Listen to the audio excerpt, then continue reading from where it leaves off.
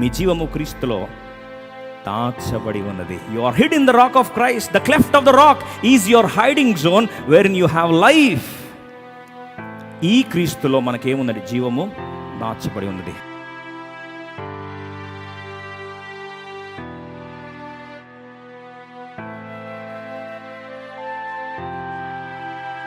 పరమగీతములు 2వ అధ్యాయము 14వ వచనాన్ని అందరం కలిసి చదువుదాం. బండ సందులలో ఎగురు నా పావురమా, పేటు బీటలను ఆశ్రయించు నా పావురమా, నీ స్వరము మధురము, నీ ముఖము మనోహరము, నీ ముఖము నాకు కనబడనిమ్ము. చాలండి.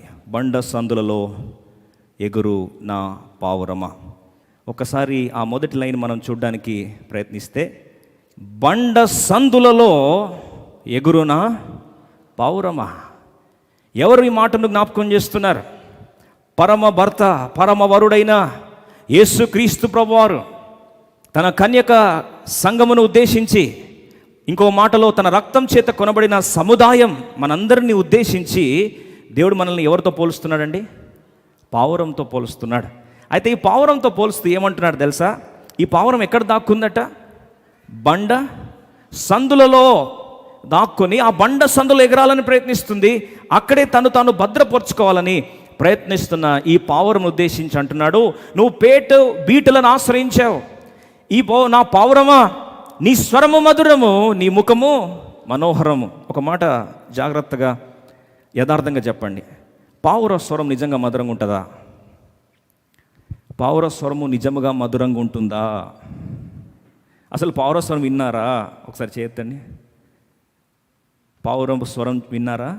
వింటే చేయొత్తారా? ఇప్పుడు చెప్పండి, పావుర స్వరం మధురంగా ఉంటుందా? స్వరం ఎవరిదన్నా మధురంగా ఉంటే మీ స్వరం పావురంలాగా ఉందంటారా, కోకిల్లాగా ఉందంటారా? చెప్పండి గట్టిగా. కోకిల్లాగా ఉంది అంటారు. మరి ఇదేంటి పావుర స్వరం మధురంగా ఉందట? వాస్తవంగా చూస్తే పావుర స్వరం మధురంగా ఉండదండి, ఇరిటేషన్ వస్తుంది. అపార్ట్మెంట్స్లో ఉండే వాళ్ళకి అర్థమవుతుంది.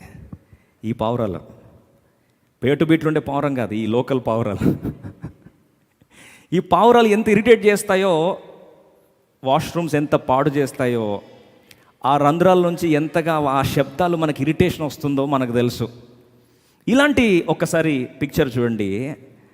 ఆ పావురం ఏం చేసిందంటే, గాలి తుఫాన్లు అలజడులు, శత్రువులు తరుముతూ గద్దలు వాటిని తినాలని ప్రయత్నిస్తున్నప్పుడు ఈ పావురము నేరుగా ఎగురుతూ వెళ్ళి ఎక్కడ దాక్కుందండి?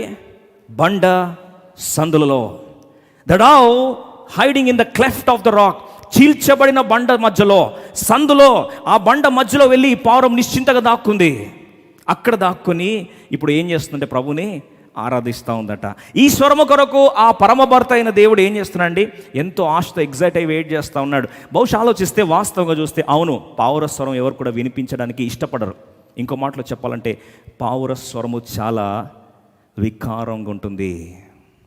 ఇంకో మాటలో మనకి ఇరిటేషన్ వచ్చేలాగా ఉంటుంది. కానీ ప్రభు అంటున్నాడు, మీకు ఇరిటేషన్ రావచ్చు, ఓ మనుషులారా, మీకు ఇరిటేషన్ రావచ్చు ఈ పావురం స్వరం నోరు తెరిస్తే, కానీ ఆ స్వరం కొరకు నేను ఎగ్జైట్ అయ్యి ఏం చేస్తున్నా? వెయిట్ చేస్తా ఉన్నా. ఒక మాటలో చూసినట్లయితే పావుర స్వరం ఈరోజు వినిపింపజేయబడాలని, ఇంకో మాటలో సంఘముగా మనం నోరు తెరిచి ప్రభును బండ సందులో నుండి చీల్చబడిన బండైన యేసు ప్రభు యొక్క దాచుకున్న వారమై ఈరోజు యోగ్యమైన రీతిలో ప్రభును ఆరాధించడానికై ఆ పరమాత్ముడు, ఇంకో మాటలో మన పరమ భర్త ఎంతో ఆశతో తృష్ణ కలిగి ఎప్పుడెప్పుడు నోరు తెరుస్తారా ఈ స్వరం నేను ఎప్పుడు వినాలా అని చెప్పి వేచి ఉన్నాడు. మన స్వరం బహుశా ప్రజలకు ఇష్టం కాకపోవచ్చు. మనం తెలిసి నోరు తెరిచి ఆరాధిస్తే కొన్నిసార్లు పక్కనున్న వారికి ఇరిటేషన్ రావచ్చు. ఒకసారి అంటే నన్ను ఏమనుకోదు, అపార్థం చేసుకోదు. ఒక బ్రదర్ నాతో అన్నాడు, బ్రదర్ మీరేంటి బ్రదర్ మీ సంఘంలో ఈ వ్యక్తిగత ఆరాధన కాన్సెప్ట్ తీసేయండి అన్నాడు.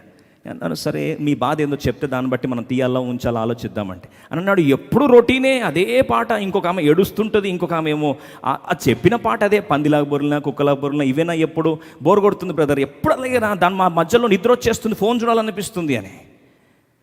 అప్పుడు నేను ఆలోచిస్తూ, అవును కదా కరెక్టే, ఎప్పుడు రొటీన్ టేప్ రికార్డరే, అవును టైం బాగానే కన్జ్యూమ్ అవుతుంది, మిగతా వాళ్ళకి ఇరిటేషన్ వస్తుంది అనుకున్నప్పుడు దేవుడు నాతో మాట్లాడుతూ వచ్చాడు. అవును, పావుర స్వరం కొందరికి ఎలా ఉంటుంది, ఇరిటేషన్ ఉంటుంది పక్కవారికి, కానీ ఆ స్వరం కొరకు నేనేం చేస్తున్నా, ఎదురు చూస్తున్నా.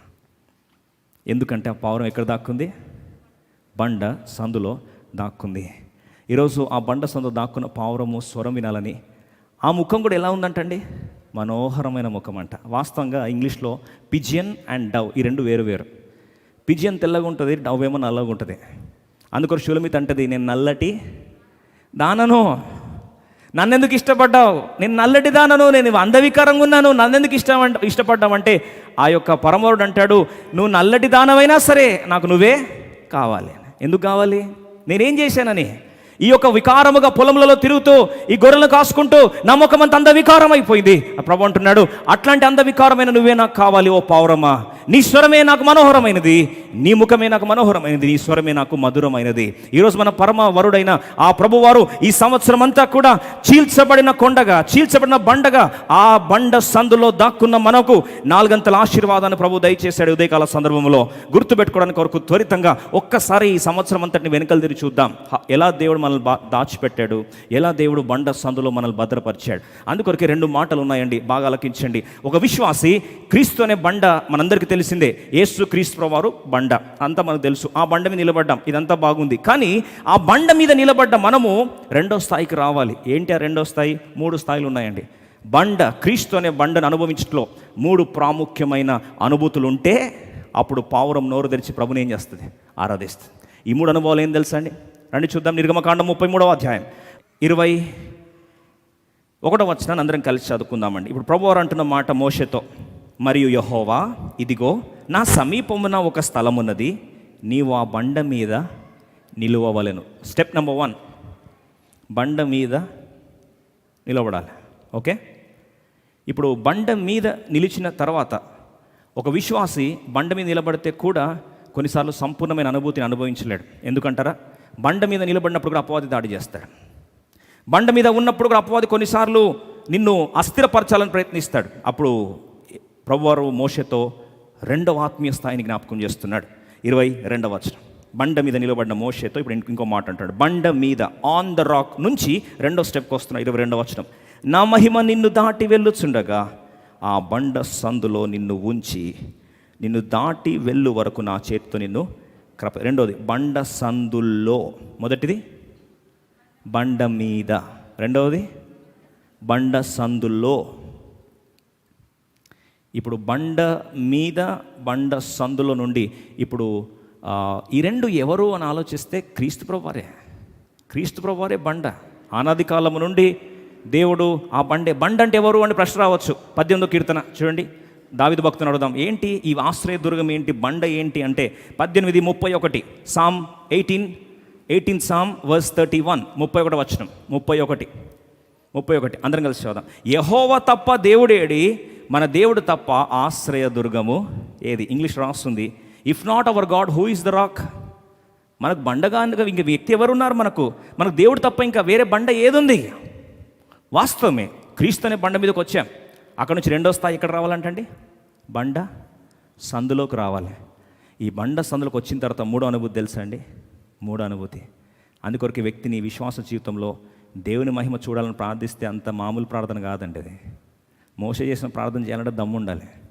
నీ మహిమ నాకు చూపించు అని కొన్నిసార్లు ప్రార్థన చేస్తాం. షో మీ దై గ్లోరీ లార్డ్. ప్రభు నా మహిమ చూపించాలా? నా మహిమ చూసి నువ్వు తట్టుకునే శక్తి నీకు లేదు. దేవుని మహిమ చూడాలంటే ఎవరు కొడితే వారికి చూపించరండి. ఆయన మహిమ చూడాలంటే ఆయన వచ్చేసరికి ఆయన సన్నిధి ఏమైందండి? భూమి దద్దరిల్లింది, కంపించింది. ఇంకా లాజర్ జీవితంలో చూసినట్లయితే దేవుని మహిమ చూపించడానికి కొరకు వారి ఇంట్లో అనారోగ్యమే కాదు, ఏమొచ్చింది? మరణం కూడా వచ్చింది. If you have to see the glory of God, you have to go through cleaving of the rock experience. బండ చీల్చబడే అనుభూతిలోకి వెళ్తావు 2వ స్థాయికి. ఈ 2వ స్థాయి నుండి ఇంకా 3వ స్థాయికి తీసుకెళ్తాడు దేవుడు. స్టెప్ బై స్టెప్ పెంచుకుంటూ పోతాడు. ఎక్కడికి? 60వ కీర్తన రండి చూద్దాం. Psalm 61 verse 2. ఇప్పుడు బండ మీద ఉన్న మోషేని బండ సందులోకి తీసుకెళ్ళి నేను దాచిపెడతా అన్నాడు. ఇప్పుడు కీర్తన భక్తుడు ఇంకొక స్థాయికి వెళ్ళిపోయాడు. 3వ మాట చూసుకుందాం. 61వ కీర్తన 2వ వచనం. 61 సామ్ వర్స్ 2 అందరం కలిసి చదువుదాం. నా ప్రాణము తల్లడిల్లగా బూది గంతం నుండి నీకు మొరపెట్టుచున్నాను, నేను ఎక్కలేనంత ఎత్తైన కొండపైకి నన్ను ఎక్కించు. ఎప్పుడంటున్నాడు? నా ప్రాణము తల్లడిల్లిపోగా, కృంగిపోయిన నా పరిస్థితిలో ఇక్కడ నుంచి నన్ను ఎక్కడ తీసుకెళ్ళాలి ప్రభా? ఎక్కలేనంత ఎత్తైన కొండపైకి తీసుకెళ్ళి. ఆ కొండ ఎవరు? క్రీస్తు ప్రభువారే. 3 అనుభూతులు ఉన్నాయి, బాగా అర్థం చేసుకోండి. క్రీస్తు ప్రభువారు మన ఆత్మీయ జీవితాల్లో 3 అనుభూతిని ఇవ్వాలని ఆశపడుతున్నాడు. అనాది కాల సంకల్పం చొప్పున క్రీస్తు ప్రభువారు బండ, ప్రవచనం యొక్క నెరవేర్పు, క్రీస్తే ఆ బండ అని మనందరూ తెలుసు. కానీ ఆ బండ మనకి ఈ 3 అనుభూతి ఇవ్వడానికి కొరకు ఒకరోజు కాలం సంపూర్ణమైంది. శరీరుగా కన్యక గర్భంలో ఆ బండ అయిన క్రీస్తు జన్మించాడు. కాలము సంపూర్ణమైన తర్వాత యేసుక్రీస్తు ప్రభువారు కల్వరి శిలువలోకి వెళ్ళాడు. ఆ కల్వరి శిలువలోకి ఎక్కినప్పుడు ఆ క్రీస్తు అనే బండ మన కొరకు ఏం చేయబడ్డాడు తెలుసా అండి? మాంసపు ముద్దగా చేయబడ్డాడు. This rock was cleft for us. ఈ యొక్క బండ అయిన క్రీస్తు మన కొరకు చీల్చబడ్డాడు. ఆలోచించండి, చీల్స్తూ ఉంటే ఎలా ఉంటుందండి? శరీరాన్ని చీల్చడమే కష్టం, మరి బండ ఇంకా గట్టిది కదా. ఆ గట్టైన బండని చీల్చుతున్నప్పుడు స్మూత్గా ఉంటుందండి చీల్చే ప్రాసెస్. విల్లు పెట్టుకొని కొడుతున్నప్పుడు అర్థమవుతుంది ఎంత బాధకరమైన నొప్పి. ఆ బండ మన కొరకు కలర్సుల్లో చీల్చబడింది. రిక్తునుగా చేయబడ్డాడు, మాంసపు ముద్దగా చేయబడ్డాడు. యెరూషలేము పురవీధుల్లో ఆ బండ అయిన క్రీస్తు నీ కొరకు నా కొరకు ఉమ్మివేయబడి, నీ కొరకు నా కొరకు చారలుగా దున్నివేయబడి, ఇంకో మాటలో చెప్పాలంటే పొలము దున్నినట్లు తన వీపు దున్నబడింది.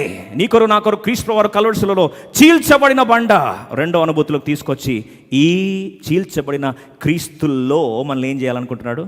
దాచిపెట్టాలనుకుంటున్నాడు. అందుకొరకే కొలస్సీయుల రాసిన పత్రిక 3వ అధ్యాయం 3వ వచనం చూడండి. కొలస్సియన్స్ చాప్టర్ 3:3 3 కొలస్సీ పత్రిక ఒకసారి త్వరగా చూసినట్లయితే మనందరం కలిసి ఈ మాట చదువుకుందాం. ఈ 2వ అనుభూతి, మొదటిగా క్రీస్తు అనే బండ మీద ఎక్కిన మనకు 2వ అనుభూతిలోకి తీసుకొస్తున్నాడు ప్రభు. ఈ 2వ అనుభూతిలో చీల్చబడిన కొండలోనికి మనం దాచిపెట్టాలని ఆశపడుతున్నాడు. ఇక్కడ దాచిపెట్టబడితే ఇప్పుడు చదువుదాం అందరం కలిసి.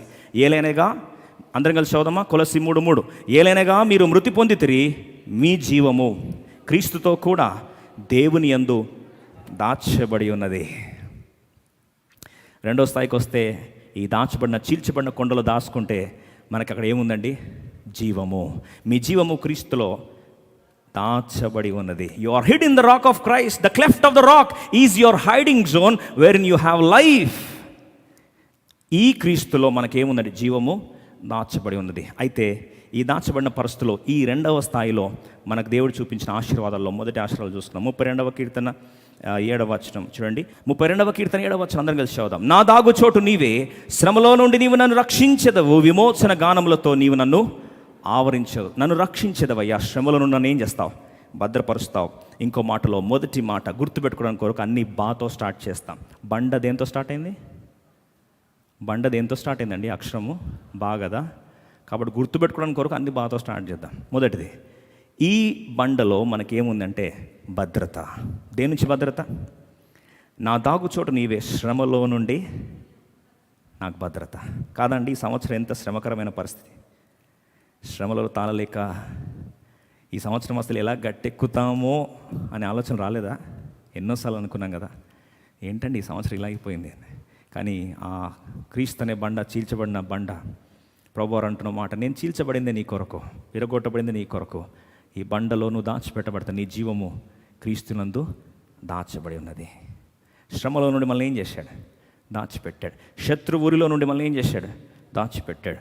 ఈ బండ సందులో ఇంకో మాటలో 91వ కీర్తనకు వస్తాం. 91వ కీర్తన మొదటి 2 వచనాలు కలిసి చదువుకోండి. Psalm 91:1-2. మహోన్నతిని చాటును నివసించువాడే, సర్వశక్తుని నీడను విశ్రమించువాడు, అయితే నాకు ఆశ్రయము, నా కోట, నేను నమ్ముకున్న నా దేవుడనియు నేను యెహోవాను గురించి చెప్పుచున్నాను. ఆయనే నా ఆశ్రయం, ఆయనే నా కోట, నేను నమ్ముకున్న నా సహాయం కూడా ఆయనే.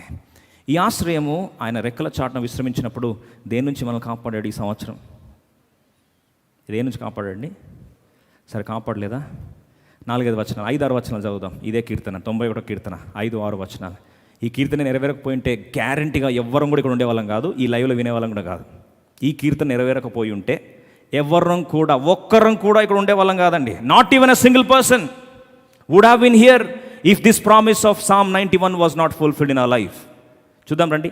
ఆయన తన రెక్కలతో నిన్ను కప్పును, ఆయన రెక్కల క్రింద నీకు ఆశ్రయం కలుగును, ఆయన సత్యము కేడమును డాలునై ఉన్నవి. 5వ వచనం కూడా కలిసి చదువుకుందాం. 5th వర్స్ కూడా అందరం కలిసి చదువుదాం. రాత్రి వేళ కలుగు భయమునకైనను, పగటి వేళ ఎగురు బాణమునకైనను, చీకటిలో సంచరించు తెగులకైనను, మధ్యాహ్నమందు పాడు చేయు రోగమునకైనను నీవు భయపడకుందువు. అక్కడ గమనించిన మాట, చీకటిలో సంచరించు తెగులకైనను, మధ్యాహ్నమందు పాడు చేయు రోగమునకైనను నీవు భయపడకుందు.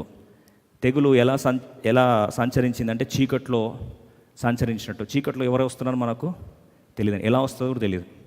ఈ 2020లో ఒకసారి వెనకలు తిరిగి చూస్తే కోవిడ్ ఎలా వచ్చింది, ఎలా తాకింది, ఎలా పాజిటివ్ అయ్యాం, మళ్ళీ ఎలా నెగిటివ్ అయ్యాం మనకే తెలియదు.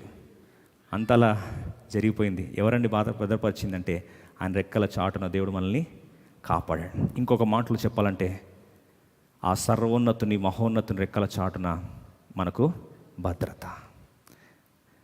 ఒక మాటలో చెప్పాలంటే శ్రమల్లో నుండి దేవుడు మనల్ని భద్రత ఇచ్చాడు. అంటే శ్రమలు రాలేవా? వచ్చాయి. రెండవది, తెగులు రాలేదా? వచ్చింది. శ్రమలో నుండి భద్రపరిచి దాచిపెట్టాడు బండ సందులో. రెండవదిగా ఆ తెగుల నుండి మనకు రాత్రి చీకట్లో సంచరించు తెగుల నుండి దేవుడు మనల్ని ఏం చేశాడు? కాపాడాడు. ఇప్పుడు ఇలా కాపాడిన దేవుని బండ సందులో పావురం ఏం చేస్తుంది? పావురం ఏం చేస్తుంది? 32వ కీర్తన 7వ వచనం చూడండి. 32:7 నా దాగుచోటు నీవే, శ్రమలో నుండి నీవు నన్ను రక్షించెదవు, విమోచన గానములతో నీవు నన్ను. ఏం గానాలంట పావురానికి? విమోచన గానం. నోరు తెరిచి విమోచన గానం పాడుతూ ఉందంట. అయ్యా నువ్వు నన్ను భద్రపరిచావయ్యా, ఈ సంవత్సరం అంతా శ్రమలో నుండి నన్ను కాపాడావు, భద్రపరిచావు. శత్రు యొక్క ఉరిలో నుండి కాపాడావు. ఈ యొక్క తెగుల నుండి నన్ను ఏం చేసావు? భద్రపరిచావు. ఇంకా సజ్జు లెక్కలో నన్ను ఉంచావు. రెండవది చూస్తాం. ఈ బండలో మనకు పొందిన రెండవ ఆశీర్వాదం. ఒకసారి ఇంకొక జీవిని పరిచయం చేస్తాను. అగూరు భక్తుడు, జ్ఞాని అయిన అగూరు. సామెతలు 30th Proverbs chapter 26 26వ వచనం. 30 సామెతలు 30:26 అందరం కలిసి చదువుదామండి. ఈ బండలో మనకున్న రెండవ ఆశీర్వాదం. చిన్న కుందేలు బలము లేని జీవులు అయినను అవి పేటు సందులలో నివాసము కల్పించుకుని. మొదటిగా ఈ బండ సందులో మనకేంటి? భద్రత. దేని నుంచి భద్రత? శ్రమల నుండి భద్రత. రెండవది తెగుల నుండి భద్రత. ఇప్పుడు రెండో తలంపు చూస్తే ఈ బండలో, చీల్చబడిన బండలో చిన్న కుందేలు బలము లేని జీవి అంట. ఈ బలం లేని జీవికి బలం ఎక్కడొచ్చింది? అవి పేటు సందులలో నివాసం కల్పించు. ఈ కుందేలు ఏం చేస్తుందంటే అది చాలా బలహీనమైన జీవి. కుందేలు చూశారండి? ఇక్కడ రాష్ట్రం చిన్న కుందేలు, అప్పుడే పుట్టిన కుందేలు చూడండి. దానికి శక్తి సరిగా ఉండదు. పరిగెత్తాలని ట్రై చేస్తాం, పెద్ద పరిగెత్తలేదు. మన జీవితం కూడా అంతే, ఏదో పరిగెత్తుదాం ట్రై చేస్తాం, తర్వాత వాళ్ళకి కూలిపోతాం. అలా పరిగెత్తలేని పరిస్థితిలో చితికిపోతున్న కుందేలు పరిస్థితి, అటు పరిగెత్తి టైర్డ్ అయిపోయి లాస్ట్ కదా అనుకుందంట, ఇలాగే పరిగెడుతుంటే నా బలమంతా పోయింది, నేను పరిగెత్తలేని పరిస్థితి అనేసరికి ఆ కుందేలు చిన్న తలంపు వచ్చింది. అది ఏం చేసిందంటే పేటు సందులోకి వెళ్ళిపోయి ఆ చీల్చబడిన బండలోకి వెళ్ళి దాచుకుందంట కుందేలు. ఆత్మీయ జీవితంలో, మానసిక జీవితంలో, భౌతిక జీవితంలో కూడా, యాత్ర జీవితంలో బాకా లోయల గుండా వెళ్తున్నప్పుడు మన బలమును అనేక పరిస్థితుల్లో దేవుడు ఏం చేశాడు? బలము తొలగించిన పరిస్థితులు. కొన్నిసార్లు పరిస్థితులు మన బలాన్ని ఏం చేస్తాయి? నిర్వీర్యం చేస్తాయి. వీక్ అయిపోయిన పరిస్థితులు కాలేదా? ఈ సంవత్సరం వీక్ అయినంతగా వెనకలు తిరిగి చూడండి. మానసికంగా, ఇంకా ఆత్మీయంగా అంటే చెప్పలేనులేండి, భౌతికంగా కూడా, ఫిజికల్ కూడా వీక్ అయిపోయాం. ఇంకా కొన్నిసార్లు అయితే ఇంకా ఏం పోతాంలే మందిరానికి. పాపం కొంతమంది లైవ్లో కూడా కష్టపడుతున్నారు, ఏం పోతాంలే మందిరానికి. ఇంకొంతమంది ఎంత వీక్ అంటే లైవ్ కూడా ఏం చూస్తాంలే అని. ఆల్రెడీ లైవ్ ఇంటికి వస్తుంటే ఇది కూడా ఏం చూస్తాంలే, నిద్రపోదాంలే, బాగా వీక్ అయిపోయి ఉన్నాం కదా. అయితే చిన్న కుందేలు అనుకుందంట, నేను ఇక్కడ కాదు, నాకు బలము కోల్పోయిన పరిస్థితిలో ఇలాగే ఉంటే అపవాది వచ్చి క్రూర మృగాలు వచ్చి నన్ను తింటాయి, కాబట్టి నేను ఎక్కడ పోయి దాచుకుంటా? బండ సందులో పోయి దాచుకుంటా. అక్కడ నాకేముంది? బలం ఉంది. అందుకొరకే 18వ కీర్తన 1-2 వచనం, యెహోవా నా బలమా. గట్టి చెప్తామండి, యెహోవా. మళ్ళొకసారి చదువుదాం 1వ వచనం అందరం కలిసి, యెహోవా నా బలమా, నేను నిన్ను ప్రేమించుచున్నాను. ఈ పావురం అంటుంది, నా ప్రియమైన భర్తను నేను ప్రేమిస్తూ ఉన్నాను. ఎందుకంటే ఈ చీల్చబడిన బండ ఎవరో కాదు, నా పరమవరుడు. ఆయన నా బలము, హీఈస్ మై స్ట్రెంగ్త్. మొదటిగా ఈ చీల్చబడిన బండ మనకు భద్రత. రెండవది చీల్చబడిన బండ మనకు బలము. మొదటి మాట భద్రత, రెండవది బలం. ఈ బలము నువ్వు అనుభవించి ఉంటే, when God becomes your strength, దేవుడే బలం అయితే కీర్తనలాగా పాడతాం, యెహోవా నా బలమా, అయ్యా నేను నిన్ను ప్రేమిస్తా ఉన్నాను, యు ఆర్ మై స్ట్రెంగ్త్. ఇప్పుడు మూడో మాట చూస్తాం. ఈ క్రీస్తు ప్రభులో దాచబడితే చూడండి, బండ మీద ఉన్నప్పుడు అపవాది దాడి చేస్తాడు. బండ మీద ఉంటే కూడా విశ్వాసులను చాలామందిని అపవాది ఏం చేస్తాడండి? దాడి చేస్తాడు. నీ బతుకు బాగుందా, నీ గత చరిత్ర నాకు తెలియదా, ఎన్నిసార్లు పడిపోయి నాకు తెలియదా, ఇలాంటి బతుకు పెట్టుకొని నువ్వు వచ్చి ఆరాధిస్తావా ఓ పావురమా అని అపవాది ఎవరైనా నిందిస్తే, ఈ పావురం ఏం చేయాలి తెలుసా? సెకండ్ స్టెప్కి వచ్చి చీల్చబడ్డ బండలోనికి వెళ్ళిపోతే అప్పుడు ఏ నింద వేసినా, ఏ అవమానం వేసినా, ఎలా మానసికంగా అపరాధ భావన పుట్టించాలని అపవాది ప్రయత్నించినా, ఏ బాణం వేసినా సరే ఇప్పుడు మనం ఎక్కడ దాచబడి ఉన్నాము? బండ సందులో దాచబడ్డాం. బండ సందులో దాచబడితే ఒక బాణం వేస్తే దేని తాకుతుంది? బండకు తాకుతుంది. ఒకసారి ఆ పావురాన్ని ప్రొజెక్ట్ చేయండి. బాణం వేసి కొడితే పావురం తాకదు. ఎందుకంటే పావురం కనపడితే కదా తాకడానికి. ఈ పావురం బయట ఎవరున్నారు? బండ కప్పేసింది. అందుకొరకే బైబిల్లో రాసిన మాట రోమా 8:1 చూడండి, 3వ మాట చూసుకుందాం. క్రీస్తు యేసు నందున్న ఎడల ఏ శిక్షావిధి లేదు. ఇంగ్లీష్లో నో కండెమ్నేషన్ ఉంది. కండెమ్నేషన్ అంటే అపరాధ భావన లేదు. క్రీస్తు ప్రభువారిని ధరించుకున్న మనకు ఎటువంటి అపరాధ భావన లేదు. క్రీస్తు ప్రభులో దాచబడిన మనము, ఆయననే వస్త్రముగా ధరించుకున్న మనము ఎటువంటి అపరాధ భావన లేకుండా నిశ్చింతగా ఈరోజు ప్రభుని ఆరాధించే గంభీరమైన అవకాశం ఈ పావురానికి ఇచ్చాడు. ఎందుకంటే బండ సందులో దాచబడింది కాబట్టి. క్రీస్తు యేసు నందు ఉన్న ఎడల ఏ శిక్షా విధి లేదు. అంటే మూడోది, ఏ భారం లేదు. మానసికమైన భారము, అపరాధ భావన ఏ లేకుండా. మూడోది, భారము లేని జీవితం, నిశ్చింతగా దేవుని ఆరాధించే జీవితం. ఎటువంటి గిల్టీ కాన్షియస్ లేకుండా ప్రభుని ఆరాధించడానికి ఈ పావురం ఎక్కడ పోయి దాచుకుంది? బండ సందులో. చీల్చబడిన క్రీస్తు బండలోకి వెళ్ళిపోయి ఇప్పుడు అపవాది బాణం వేస్తూ ఉంటే ప్రభు వారు కార్చిన రక్తాన్ని ఆ బండ లోపల దాచుకున్న క్రీస్తు ప్రభుని చూపిస్తుంది. బాణం వచ్చి తాకిన ఎవరు తాకుతుంది? క్రీస్తు ప్రభుకే తాకుతుంది. మొదటి భద్రత, రెండవది బలము, మూడవది భారమని తొలగించబడ్డాయి. ఆఖరికి చూసుకొని ఆరాధన ప్రవేశిస్తాం.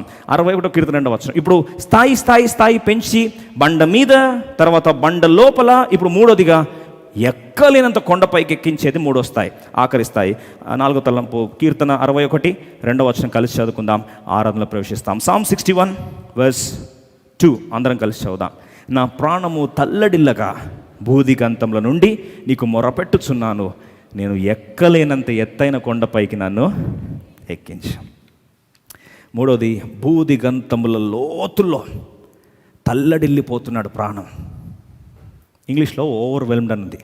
When my spirit is షేకెన్ and overwhelmed అంటే ఇక భారం తట్టుకోలేక. మూడో తలం చూసాం, భారం ఎక్కువైపోతా ఉంటే ఏమవుతుందండి?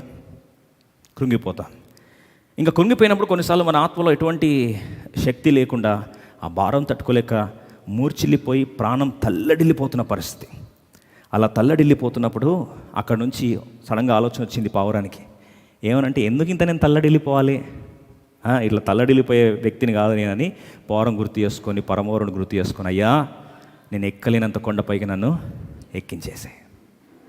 అంటే ఇక్కడ కింద ఇక్కడ అరకొరగా ఈ వద్దు ప్రభా, ఈ జీవితం నాకు వద్దు, కష్టాలైనా పర్లేదు తీసుకెళ్ళు, ఇబ్బంది అయినా పర్లేదు తీసుకెళ్ళు, బండ సందులో నుండి ఇప్పుడు నాకు ఎక్కలేంత కొండపైకి తీసుకెళ్ళు ప్రభా, ఇంకా ఈ స్థాయి దాటి కష్టమైనా సరే ఎక్కలేంత కొండపైకి తీసుకెళ్ళు ప్రభా అని ఒక్కసారి దేవుని మీద పునరుద్ధాన శక్తి మీద ఆధారపడేసరికి ఆ కృంగిపోయిన ప్రాణము తల్లడిల్లిపోయినదే ప్రాంతం నుండి భూదిగంతముల నుండి ఎక్కలేనంత స్థాయికి దేవుడు లేవనెత్తాడు. కృంగిపోయిన వారిని ఏం చేశాడు? లేవనెత్తాడు. 4 మాటలు చూసాం. మొదటిగా భద్రత, రెండవది బలము, మూడవది భారములు తొలగిపోయినాయి, ఆఖరిగా 4వది భూదిగంతము లోతులో నుండి హెచ్చించాడు, ఎక్కలేనంత కొండపైకి తీసుకెళ్ళాడు. ఇవన్నీ ఎలా సాధ్యమైంది? చీల్చబడిన బండ, మొదటిగా క్రీస్తే ఆ బండ, రెండవది చీల్చబడిన బండ, మూడవది ఎక్కలేనంత ఎత్తైన ఆ బండ. ఈరోజు ఇట్టి అనుభవంలో మనం ఉన్నట్లయితే మనం కూడా ప్రభుని ఆ మోషే భక్తుని ఆరాధించాడు, అలాగే కీర్తనకాడు ఆరాధించాడు. ఈ బండ అయిన క్రీస్తుని బట్టి ఒక మాటలో చెప్పాలంటే ఆ పావురం మేము బండ సందులోకి వెళ్ళిపోయి ఏం చేస్తుంది? మళ్ళొకసారి చదువుదామా? పరమగీతములు 2వ అధ్యాయం 14వ వచనం. సాంగ్ ఆఫ్ సొలొమన్ చాప్టర్ 2:14, 2:14 చదువుకొని ఆరాధనలో ప్రవేశిస్తాం. పరమగీతములు 2వ అధ్యాయం 14వ వచనం అందరం కలిసి చదువుకుందాం. బండ సందులలో ఎగురున పావురమా, పేటు బీటలను ఆశ్రయించిన పావురమా, నీ స్వరము మధురము, నీ ముఖము మనోహరము, నీ ముఖము నాకు కనబడనిమ్ము, నీ స్వరము నాకు వినబడనిమ్ము. ఇప్పుడు మన స్వరము వినిపిద్దామా? మన పరలోకపు వరుడైన దేవునికి నిజంగా పావురం లాంటి మనసు మనకుంటే ఈరోజు ఆ పావురం సైలెంట్గా ఉండలేదండి. పావురం శబ్దం చేయడానికి ఎక్కువ చేస్తుంది. మీరు ట్రై చేయండి కావాలంటే. ఏదో టర్మన టైంకి ఎక్కువ అరుస్తూ ఉంటుంది. బండ సందులో వెళ్ళిపోయిన పావురం కూడా ఏం చేస్తుంది? లోపలికి వెళ్ళిపోయి విమోచన గానాల చేత ప్రభుని ఆరాధిస్తుంది. ఈరోజు మన స్వరం, మన ఆరాధన ప్రతిస్పందన కొరకు దేవుడు ఎంతో ఎగ్జైటెడ్గా వేచి ఉన్నాడు. ఎప్పుడు వస్తుందా నా పావురం? బండ సందులో ఉన్న పావురం చూడాలి నేను, తన స్వరం వినాలి. సంవత్సరం అంతా నేను ఈ బండ చీల్చబడి తన కొరకు మాంసపు ముద్దగా మార్చబడి ఈ రెక్కల చాటున దాచిపెట్టడానికి నేను చితికి కొట్టబడడానికి ఇష్టపడ్డాను, గాయపరచబడడానికి ఇష్టపడ్డాను. రక్తముగా మాంసపు ముద్దగా రక్తముగా ఒక మాంసపు ముద్దగా మార్చబడి యెరూషలేము వీధిలో ఈడ్చుకొని పోబడ్డానికి ఇష్టపడ్డాను. ఈరోజు ఎంత స్పందన ఉంది ఈ పావురం నుండి అని ప్రభు వేచినప్పుడు ప్రభుని వ్యక్తిగతంగా మనము నిశ్శబ్దంగా మనసులోనే ప్రభుని ఆరాధిస్తాం.